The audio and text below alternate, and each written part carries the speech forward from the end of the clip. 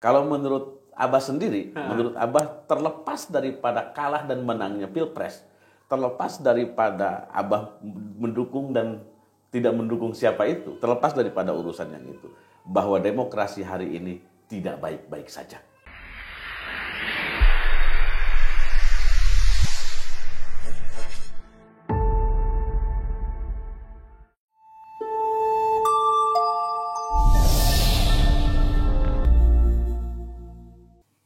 Assalamualaikum warahmatullahi wabarakatuh. Alhamdulillah di penghujung Februari kita masih menunggu keputusan resmi KPU. Tapi pemilu 2024 14 Februari lalu memang telah kita lewati. Ini yang menarik bagi Bagus Podcast. Kami harus ngundang untuk ketiga kalinya. Ini salah satu pejuang demokrasi yang paling kerja keras untuk Pak Ganjar Mahfud.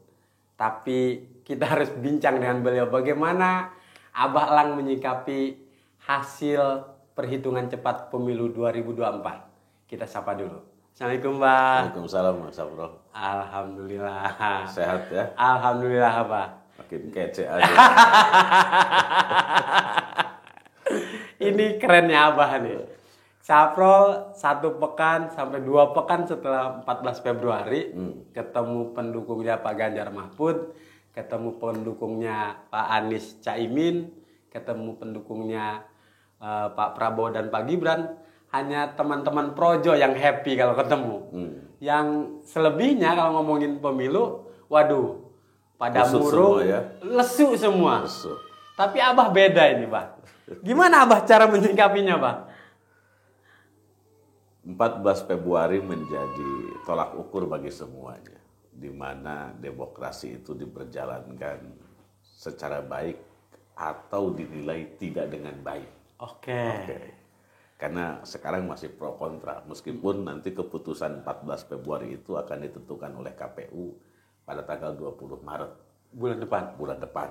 Keputusan pemenangnya seperti apa. Dan sekarang pun permasalahan demi permasalahan sama-sama kita tonton. Memang di ruang publik itu sendiri yang disajikan. Bagaimana seorang presiden yang belum apa-apa sudah mengumpulkan menteri membahas anggaran gratis, gitu kan? Iya.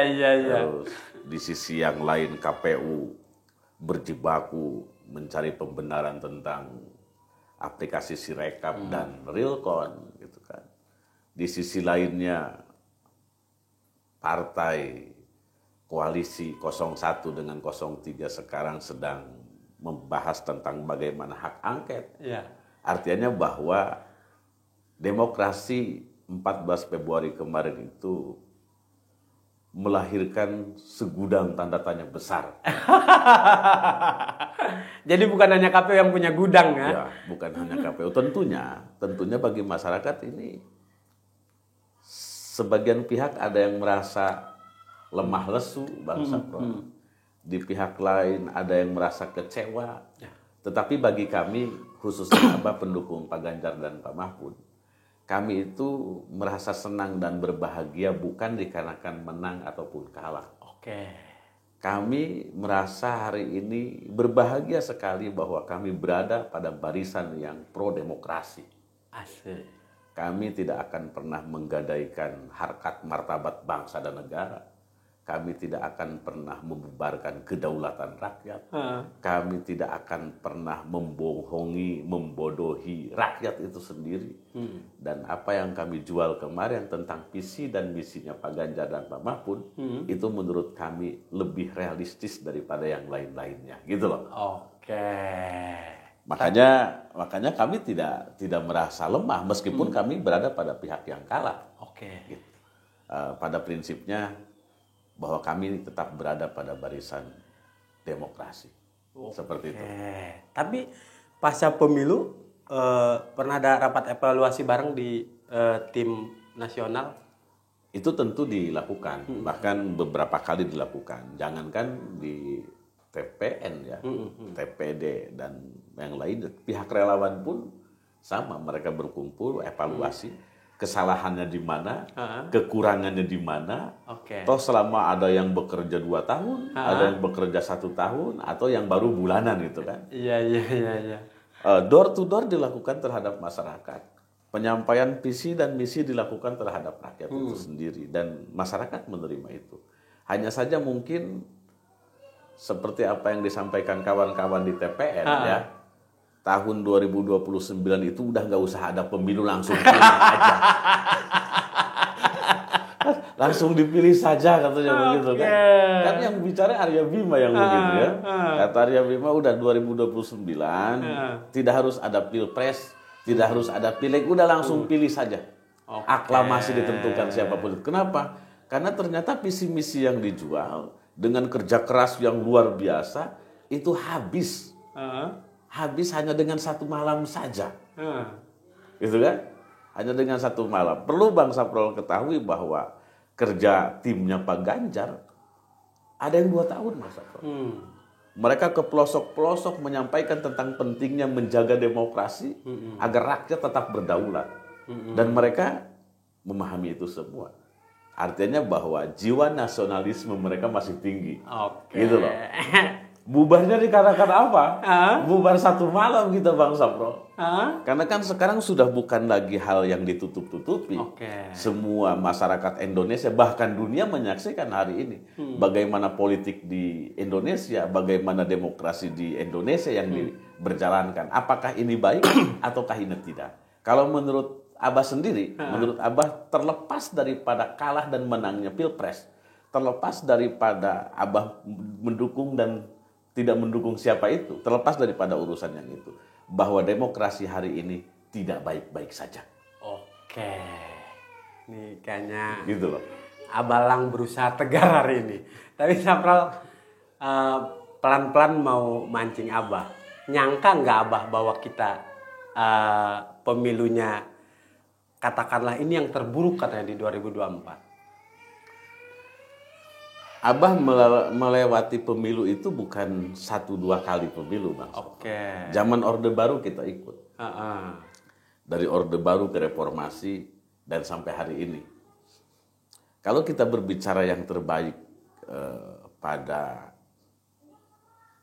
proses pemilu, pastinya dari Orde Baru perpindahan ke Reformasi. Begitu rakyat berbicara dan akhirnya harus turun gitu kan, seorang Presiden Soeharto setelah dilantik hanya 72 hari kalau nggak salah itu ya, kurang lebihnya sekian. Setelah itu dilakukan pemilu dan itu tertib tuh, rapi banget itu. Rakyat menyuarakan pilihannya masing-masing tanpa ada intervensi, tanpa ada intimidasi dan apapun itu. Hari ini berbeda halnya seperti masa transisi dari Orde Baru ke Reformasi. Kalau kita berbicara di Orde Baru saja, tidak ada tuh anaknya Pak Harto yang dicalonkan oleh Pak Harto. Tidak ada hal-hal yang dilakukan demi kepentingan keluarga waktu itu. Tidak nampak nyata gitu. Kalau hari ini kan nampak nyata sekali. Meskipun seorang Pak Jokowi, Abah tidak bicara presidennya nih ya. Karena hubungan Pak Jokowi dengan Mas Gibran adalah ayah dengan anak. Tentunya rasa sayang ke anaknya lebih tinggi daripada ke orang lain, kan begitu Bang Saprol. Nah, kita terlepas tidak berbicara presidennya nih.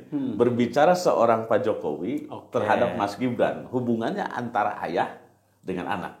Tentunya dia akan berbuat semaksimal mungkin untuk anaknya. Sama halnya seperti kita terhadap anak-anak kita. Seperti itu loh. Jangankan benar, salahnya pun pasti kita tolong. Kan begitu lah. Udah demi anak ya. Demi anak diurus saja. Tapi sebagai pendukungnya Pak Ganjar Mahfud, nyangka nggak hasil hitung cepatnya Pak Ganjar di posisi buncit, Mbak? Kan awal-awal kan kita tahu soal survei Pak Ganjar selalu teratas.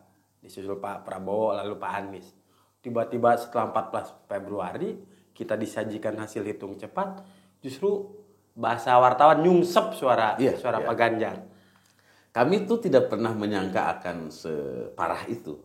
Yang hanya 16-17% ya. Hanya 16 sampai dengan 17% sesuai dengan hasil survei terakhir dari kubu 02 waktu itu. Nilainya hanya 17% kalau tidak salah Bang Saprol. Artinya bahwa kerja keras kami di 38 provinsi itu sebanding lurus dengan suara perolehan partai PDI-nya sendiri loh. Oke.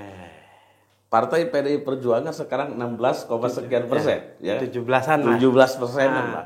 Sesuai dengan suara Pak Ganjar dan Pak Mahfud itu ini matching. Matching. Jadi rakyat tidak memilih. Kita bisa logikakan begitu. Rakyat tidak memilih. Ini hanya suara partai saja yang begitu. Terus kerja keras kami, gitu loh. Makanya ditemukanlah bahwa Sirekap itu bermasalah lah, ada penggelembungan suara dan lain sebagainya. Dan itu bukan cuma satu TPS loh. Ada di beberapa kecamatan di Jawa Tengah, di Jawa Timur, dan dimanapun itu ada.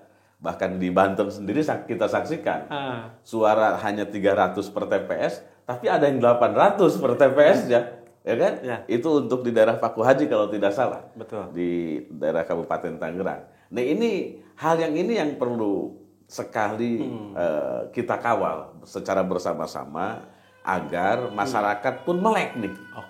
Apa yang terjadi hari ini, apakah ini sebuah kesuksesan atau justru ini sebuah kemunduran dalam demokrasi gitu loh. Gitu. Karena kalau tidak dikawal secara seksama oleh seluruh masyarakat, khawatir kita akan terulang di 2029. Dan jika berkelanjutan seperti ini, jangan pernah berharap Indonesia akan baik namanya di mata dunia. Gitu loh. Jadi dampaknya panjang. Dampaknya panjang. Tapi narasi kecurangan itu apakah cukup kuat menggambarkan bahwa pemilu 2024 harus diulang? Kalau narasi kecurangan yang sering Abah dengar dari kawan-kawan, dari kawan-kawan partai, dari kawan-kawan relawan dan masyarakat sendiri, Abah rasa itu tidak terlalu menarik untuk dibahas. Kenapa? Karena dari setiap pertandingan pasti semua melakukan kecurangan. Cuma bukan itu aja Bang Sarwo. Bukan masalah curang ataupun tidak dalam hal ini, bukan masalah itu.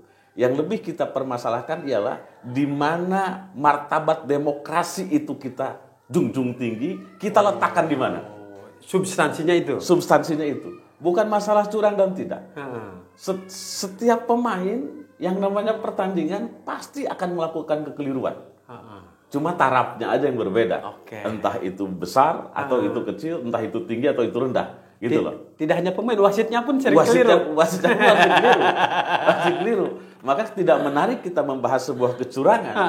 Lebih menarik kita membahas diletakkan di mana sebuah nama yang bernama demokrasi. Gitu loh. Apakah masyarakat kita atau para petinggi, para kaum elit tersebut masih mengedepankan nilai-nilai demokrasi ataukah sudah tidak? Gitu loh. Kalau sekiranya hari ini diketahui para petinggi negara atau pemerintahan tidak mengedepankan nilai-nilai demokrasi lebih tinggi daripada kepentingan apapun.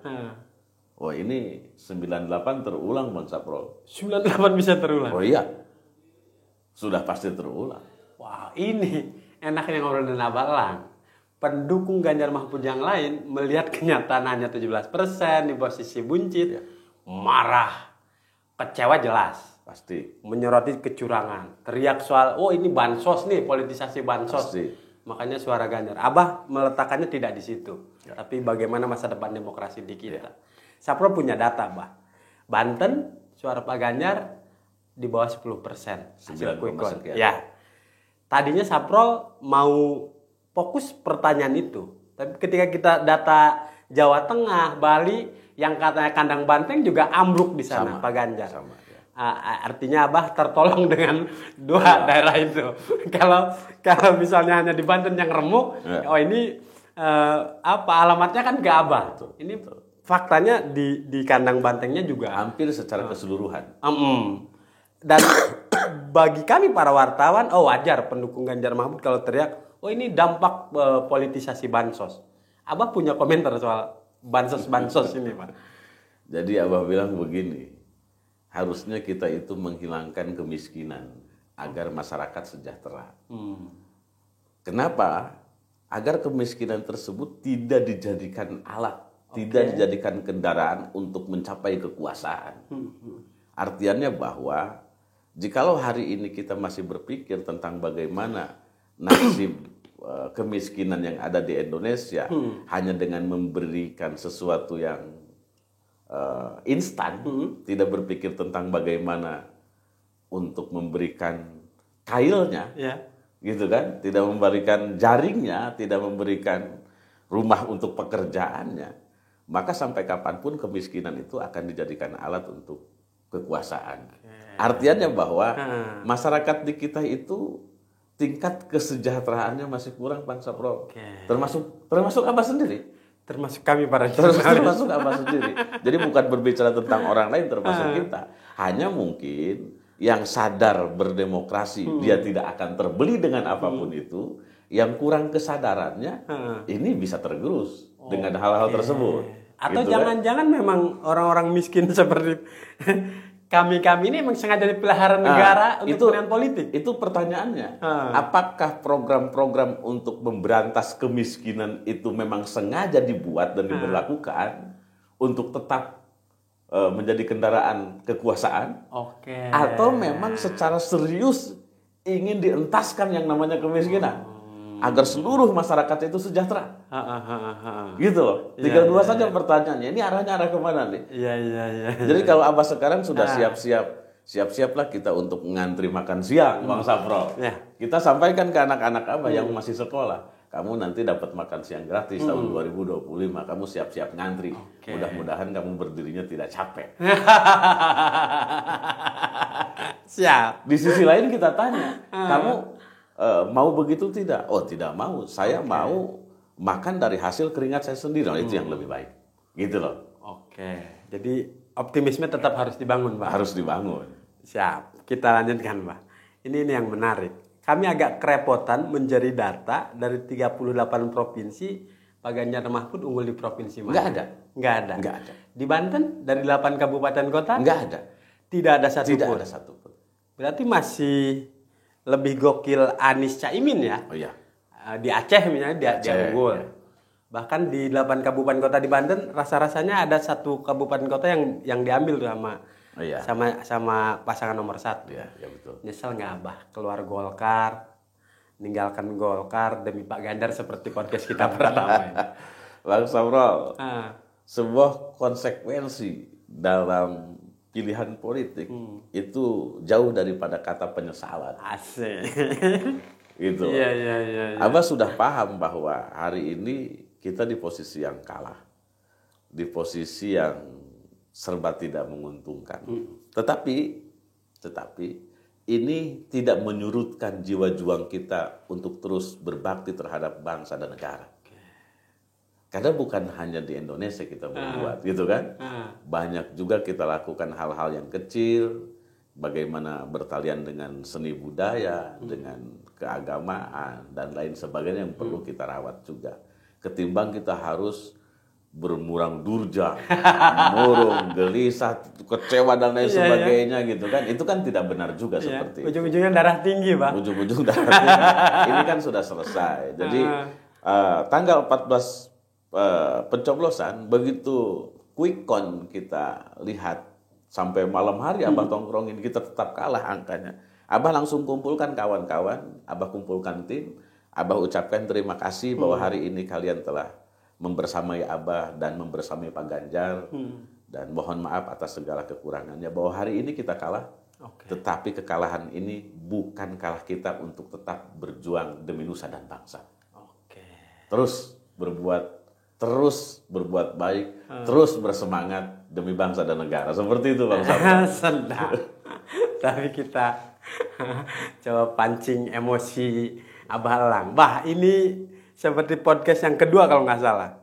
Berarti ini kekalahan Abah yang ketiga ini. Kekalahan yang ketiga. Dan ini paling parah, Pak. Kekalahan PDI yang ketiga. Nah, itu dulu garis bawahin. Garis bawahin. Kekalahan PDI Perjuangan yang ketiga ya. Calon dari Partai PDI Perjuangan. Di Banten. Karena Pak Jokowi pun calon dari Partai PDI Perjuangan. 2 periode loh. 2 periode kalah. 2 periode kalah di Banten. Meskipun di provinsi lain beliau menang gitu kan. Kalau di Banten calon yang diusung oleh PDI Perjuangan belum pernah menang. Belum pernah menang.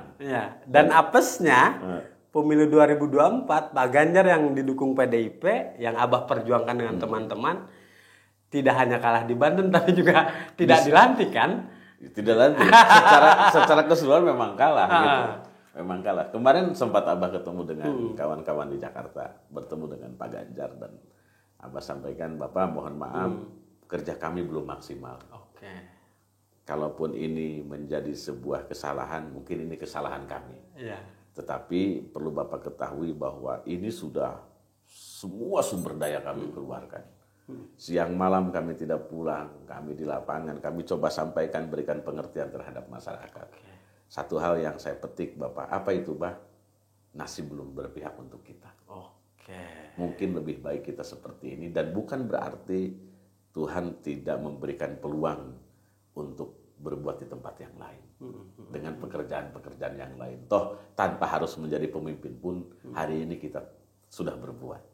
Dan Pak Ganjar dengar langsung itu? Oh, Pak Ganjar dengar langsung itu, dan beliau tidak murung, tidak apa. Beliau happy orangnya. Inilah sebuah demokrasi. Kalau kita kalah ya harus kita akui kekalahan. Kalau kita menang kita harus rangkul orang-orang yang kalah. Gitu loh. Meskipun sampai hari ini kalau tidak salah akhir Februari belum pernah satu kata pun Pak Ganjar mengucapkan selamat ya ke pasangan Prabowo. Belum, karena sesuai dengan sistem aturan tanggal 20 Maret ya begitu. KPU baru mengumumkan secara resmi. Jadi kalau hari ini kita menyampaikan selamat terhadap pemenang hasil quick count, kita pun konyol namanya. Berarti maksud Abah Pak Presiden konyol. Sudah rapat dengan para menteri membahas program makan gratis. Nah, dari mana keyakinan seorang Pak Presiden?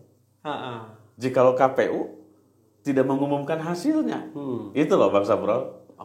Kami saja taat terhadap hukum, menunggu keputusan KPU mengumumkan tanggal 20 Maret siapa yang akan menjadi pemenang Pilpres ini. Iya. Kalau sepertinya 1, 2, 3 yang menang yang manapun, ya kita akan berikan selamat terhadap pemenang. Gitu loh. Nah, selama belum sampai masa 20 Maret tersebut, ya kita tahan diri. Tahan diri, kita coba untuk berdamai kembali, kita coba silaturahmi lagi dengan kawan-kawan agar tidak ada perpecahan. Jadi jangan bicara pihak yang kalah ini harus legowo, harus berdamai dengan pemenang. Yang menang yang kalahnya yang mana? Iya. Jadi rakyatnya harus menahan diri, pemimpinnya enggak. Katanya demi kedaulatan kan begitu. Demi kerukunan mari kita sama-sama menjaga kondusivitas. Ya kita menjaga Bang Samuel. Ini kritik Abah buat pemimpin nasional ya. Kita menjaga. Jadi baiknya para eksekutif ajarkan terhadap kami tentang bagaimana berbangsa dan bernegara dengan baik.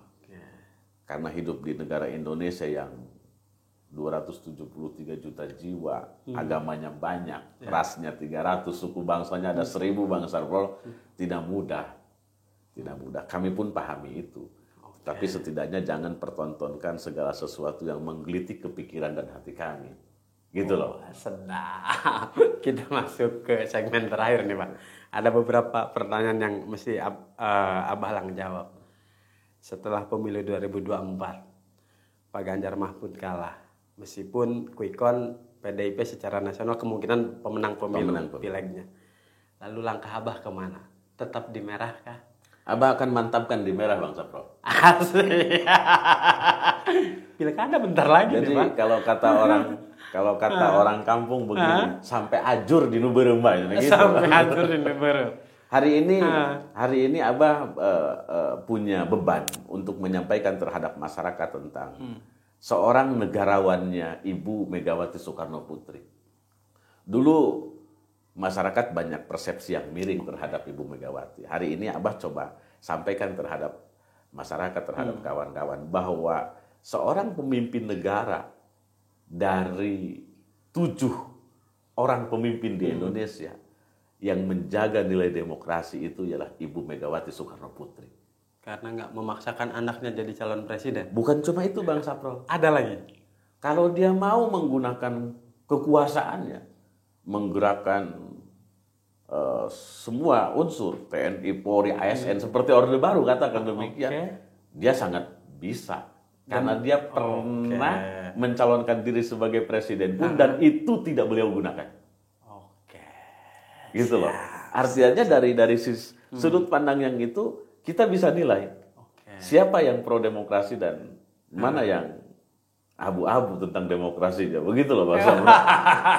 Ini kalau Bu Mega melihat podcast ini, Abah kayaknya langsung nyalon di pilkada ini. Oh enggak. Enggak. Abang enggak ada ke situ. Enggak. Ini November kita Pilgub Banten, pilkada. Ya, serentak ya.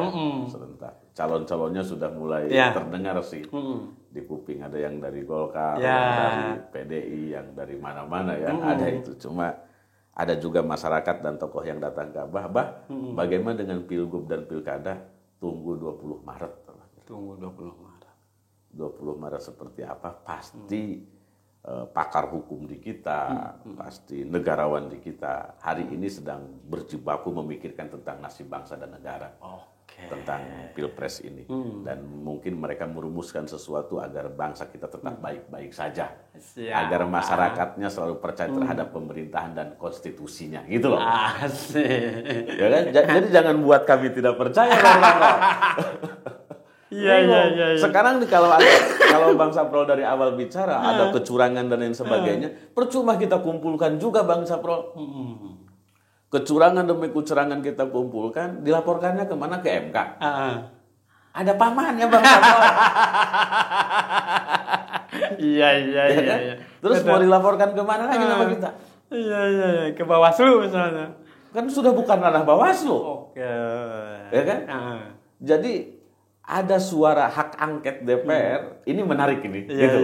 Harapan masyarakat satu-satunya di situ, meskipun tidak menggugurkan hasil pemilu. Seperti yang telah ditegaskan Pak Mahfud ya.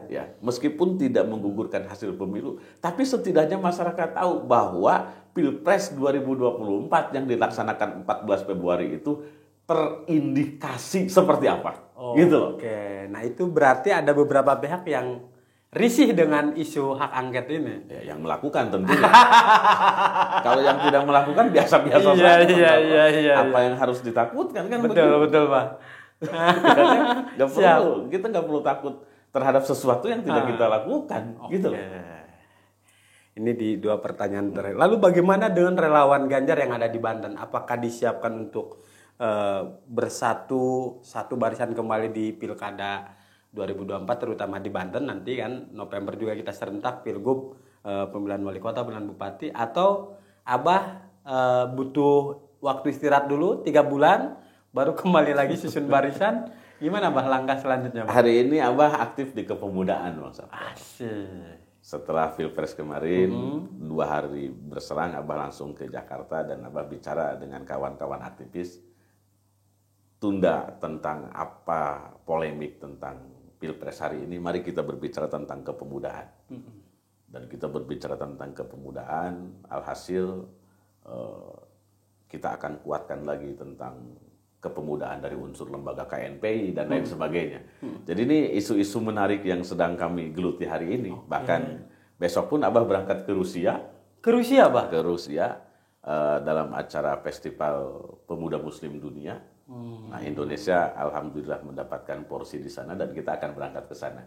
Gitu loh Bang Saprol. Artinya bahwa lebih menarik tentang membangun kepemudaan hari ini daripada kita lebih bermurung-murungan tentang hasil Pilpres yang gak jelas. Jadi kalau hasil Pilpres tunggu tanggal 20 hasilnya seperti apa. Kalaupun ada pengaduan ke MK waktunya 3 hari tidak akan bisa dikejar kok. Betul. Bagaimana sih mengumpulkan berkas diadukan ke MK waktunya cuma 3 hari, nggak bakal mungkin gitu. Iya. Jadi daripada kita menghabiskan waktu berlama-lama di situ, pindahkan pemikiran, pindahkan tenaga, pindahkan kekuatan untuk berbuat yang lebih baik daripada hari ini. Gitu loh Bang Saprol. Subhanallah. Saprol agak harus cek Google ya. Di Rusia kemarin ada pencoblosan nggak ya warga negara kita yang ada di Rusia ya?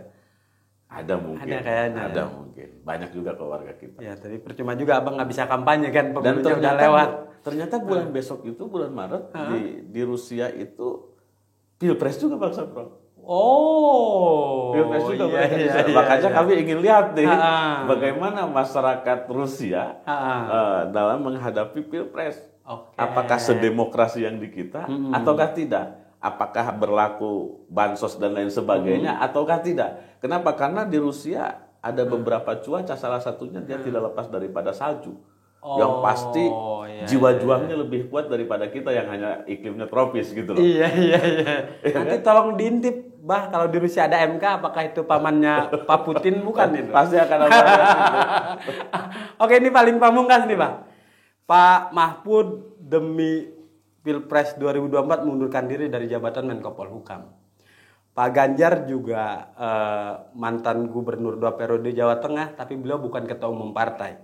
Artinya akan beda dengan Caimin. Caimin kalah di Pilpres, dia akan tetap menjadi ketua umum partai. Pak Ganjar kan tidak, bukan ketua umum partai. Pak Mahfud juga bukan seorang menteri lagi. Kalau kemudian 20 Maret KPU mengumumkan bahwa Prabowo Gibran lah pemenang Pilpres 2024, kemudian menawarkan Pak Ganjar dan Pak Mahfud untuk gabung ke kabinet, apa saran Abah?